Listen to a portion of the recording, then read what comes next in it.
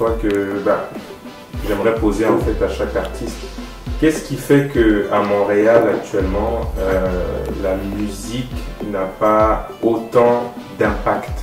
Quand je dis la musique, ça peut être le rap, la musique urbaine, la pop, tout ce que tu veux. Ça n'a pas autant d'impact que par exemple dans une ville comme Toronto, où il y a des gens comme Drake qui ont poussé la ville au niveau musical au plus loin possible. Ou même aux États-Unis. Qu'est-ce qui manque en fait à ça, et comment toi tu vas t'armer pour affronter ce défi-là, qui est à la fin de percer et d'être le meilleur beatmaker en fait connu à Montréal. Donc comment tu vois ça en fait toi? Bon, l'impact, je me dis, ça dépend de l'œil qui regarde, et puis ça dépend aussi peut-être du style de musique. Je sais pas trop, pour ne pas avoir étudié en profondeur les autres styles de musique et tout. Enfin, au niveau de Montréal, il y a beaucoup de musique, du rock urbain qui se fait, toute musique qui passe à la radio. C'est très formaté radio. Mais je crois qu'il y a quand même une scène qui est quand même assez importante ici au niveau de la musique locale, faite par des artistes québécois pour le Québec.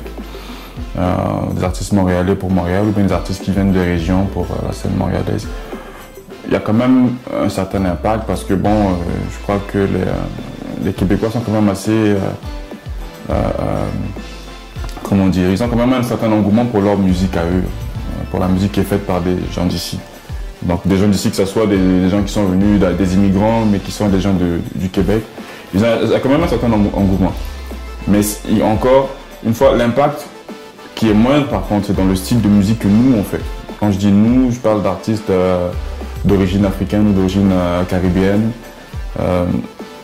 Il n'y a pas encore le même engouement pour de la musique qui est ethnique, comparé à Toronto, où on va trouver des gens qui font de la musique, je sais pas, qui font du raga, qui sont d'origine jamaïcaine, et ça va avoir une certaine portée au niveau de la population de Toronto. À Montréal, c'est pas la même chose. Pourquoi? Je dirais que je suis encore en train d'étudier le phénomène, je regarde et puis j'observe. Déjà, il faut faire des constats qui sont simples. Il n'y a pas de grosse radio pour de la musique urbaine. Quand je dis musique urbaine, j'essaie de mélanger un peu tout ce qui est la musique ethnique d'origine africaine ou même le rap, le hip-hop, le R&B. Si tu veux entendre du rap à la radio, du rap comme il s'entend aux États-Unis ou en France ou dans les pays africains, il va falloir que tu restes très tard. Et puis que tu écoutes mon gars Dice B à la radio Centre-Ville à 3h ou à partir de 23h jusqu'à 3h du matin. Le jour où on va commencer à avoir des émissions comme ça qui passent à heure de grande écoute, là, bon, l'impact va peut-être être un peu plus grand. Mais ça vient aussi avec la demande. Je trouve que les gens, je pense que le public qui écoute cette musique-là n'exprime pas encore assez la demande.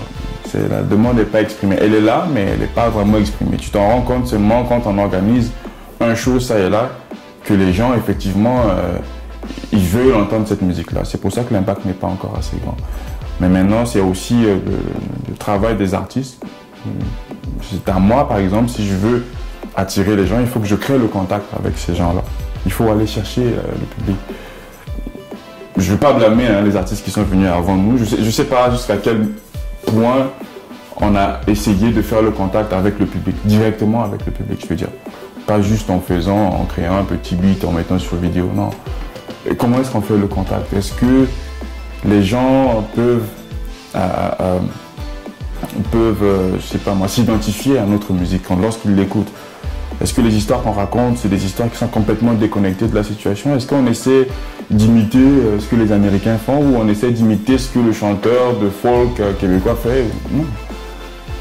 Je crois que les gens, moi c'est ce que je pense, que les gens veulent entendre quelque chose auquel ils peuvent s'identifier. C'est-à-dire quand je suis dans ma voiture, si j'entends le chanteur, déjà il chante la musique, un style de musique que j'aime, que ce soit de l'afrobeat ou du hip-hop, et ensuite il chante quelque chose que j'ai vécu, je sais pas moi, hier, ou bien que je suis en train de vivre live. Mais je vais plus m'identifier à ce chanteur-là, et puis je vais vouloir en savoir plus, et éventuellement je vais vouloir aller à son concert. C'est des petits principes qui sont simples, mais il faut prendre le temps de les étudier et puis de les mettre en pratique. Je pense que déjà.